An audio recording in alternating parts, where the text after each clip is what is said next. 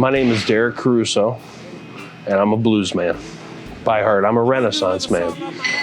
I mean, honestly, I can't be called too many things because I know what I'm true to, and that's the blues.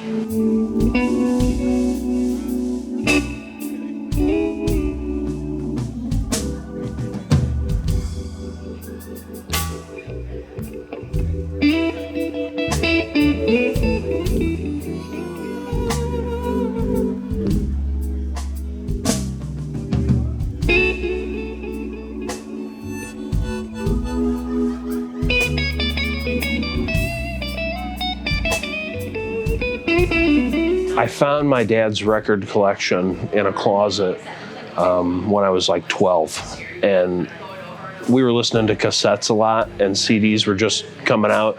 So I found these giant black discs, and I'm like, what on earth, what is this? You know what I mean? So I had to go ask my dad. I'm like, what am I looking at here? So the artwork, you know what I mean? This is something. What is this?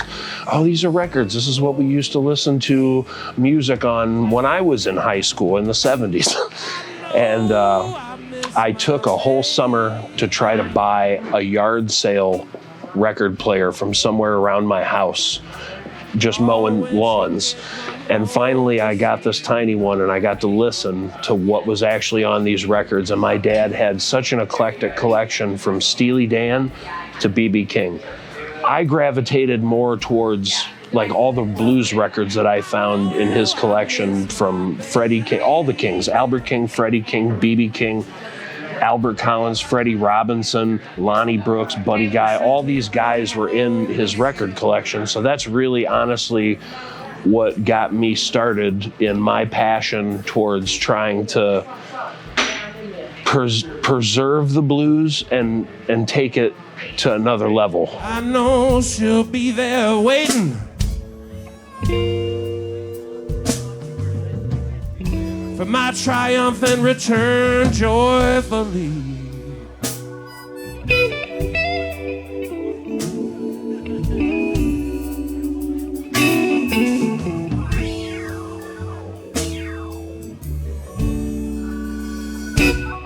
When my baby goes out of town. I love the emotion that it invokes, not only in the player, but the people that get to watch and listen. You know, blues aren't always sad and lonely like some people might think. You know, it's about everything from celebration to happiness to joy, and that is the emotion that I get, honestly, is just I get joy out of watching other people receive some sort of emotion from what I'm doing.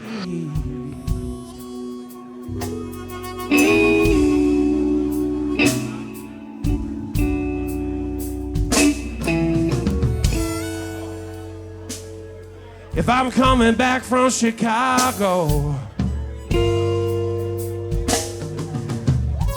I know I won't be home till late. This is Chicago, am I right? If you're having a good time, let me hear you say yeah! I perform every single time I'm on stage at 125%. And honestly, I have to give everything because I feel like I'm giving it to the audience that's watching, and I want them to be able to receive and understand that I'm giving them 125%, because I feel like I'm not doing anybody any justice unless I go up there and try to put on the best show I've ever done in my life, regardless if it's at some 40-seat place in Indiana or down here in the city of Chicago at some venue such as this.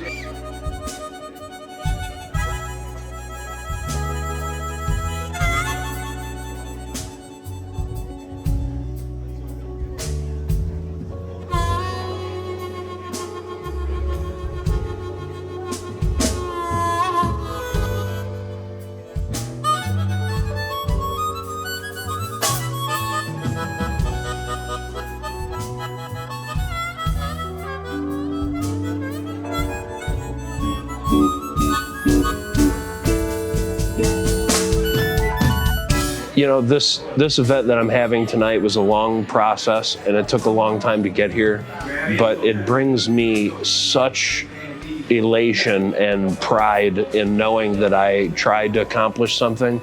I set a goal for myself, and then I am trying my best to achieve that goal. And, you know, my dad told me everything that I was doing for this CD release party that I'm having here tonight would take time, and I didn't know how much time it would take, but he let me know that this is a lengthy process. And I started this when he was still around. And actually now I feel like I'm doing them a service, the people that aren't around, my dad, other members of my family that didn't get to see this come to fruition.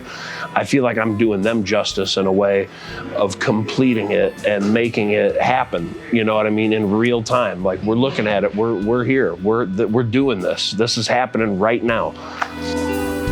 Dan Beaver on the harmonica, ladies and gentlemen.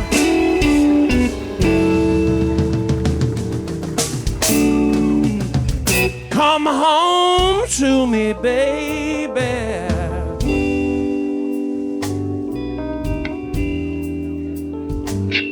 You know I need you day and night.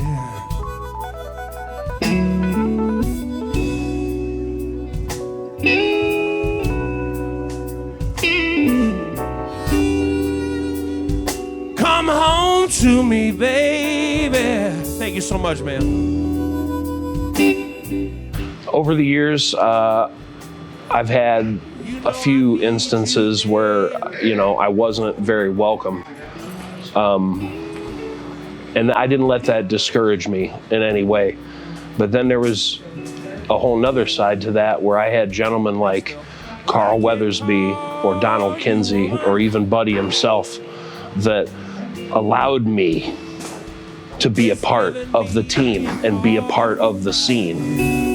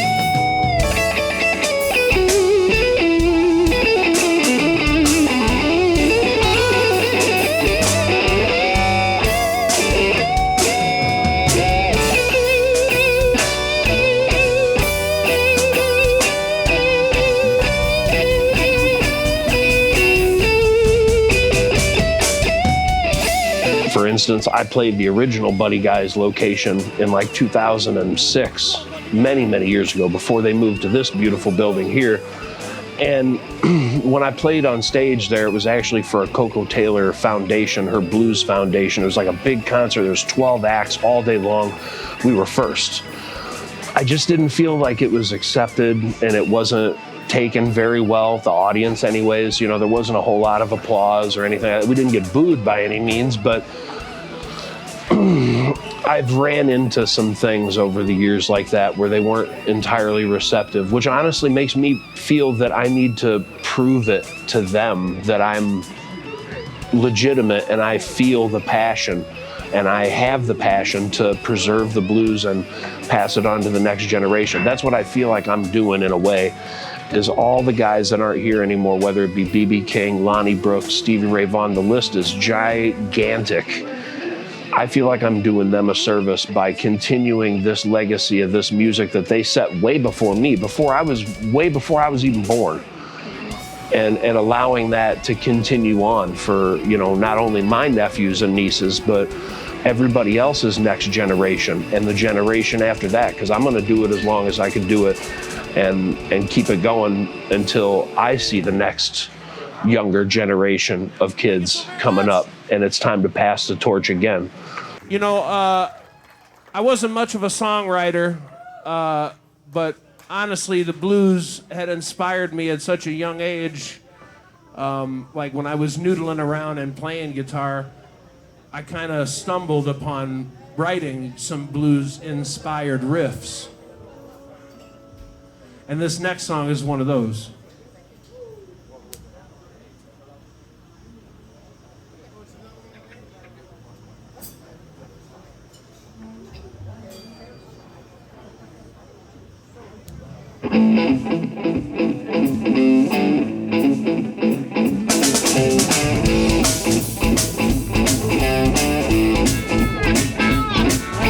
If my dad was here, he'd probably be pretty excited, just like me. You know, all week I was kind of nervous. You know, I'm chewing my fingernails. I'm trying to plan this and that, the sets, and you know, if he was here, he'd probably tell me he was real proud of me.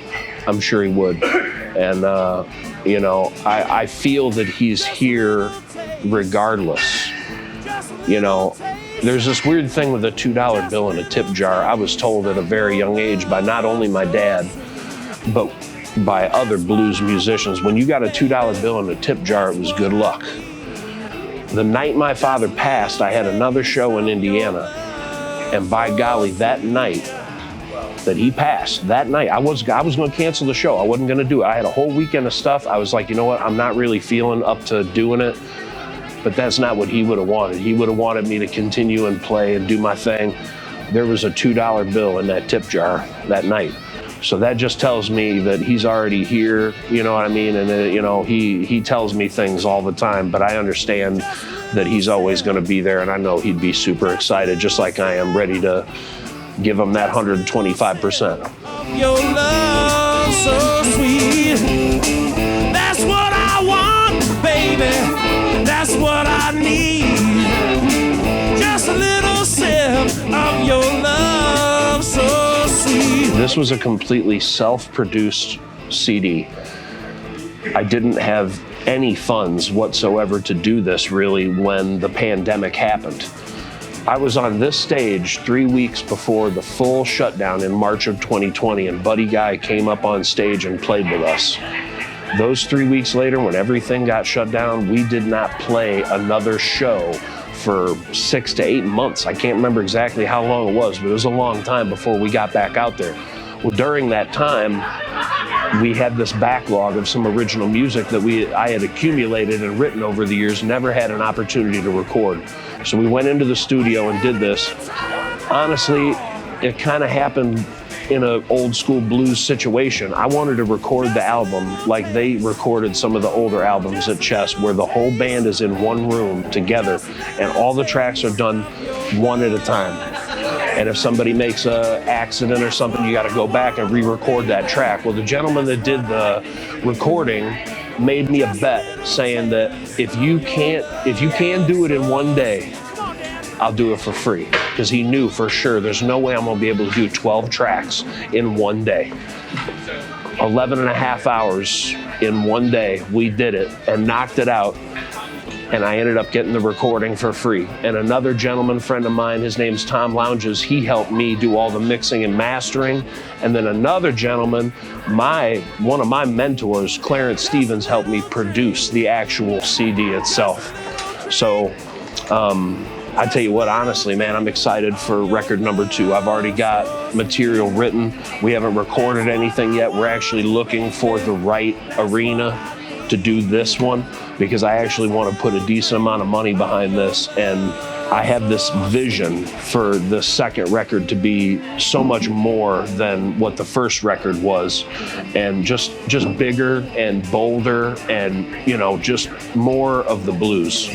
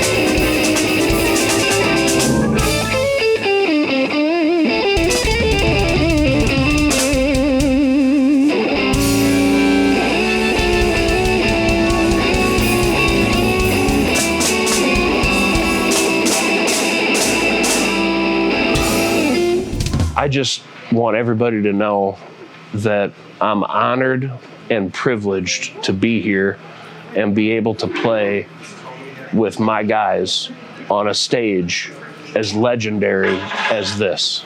Thank you so very much.